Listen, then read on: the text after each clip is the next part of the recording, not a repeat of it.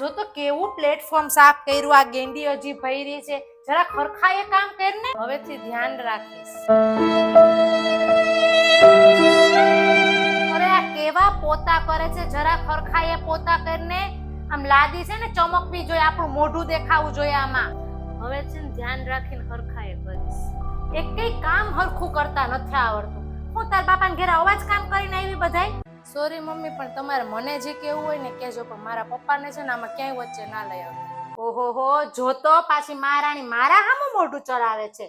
હા હવે બંધ થા હવે. મમ્મી ભાભી ક્યાં છે? મહારાણી હૈસે એના રૂમમાં. તારો ભાઈ આવશે ને એટલે પીલુડા પાડશે ને મારી વાતું કરશે. કેમ તમારી બેન કઈ બાંધવાનું થયું છે? અરે બોલવાનું તો કાંઈ નથી થયું હવે.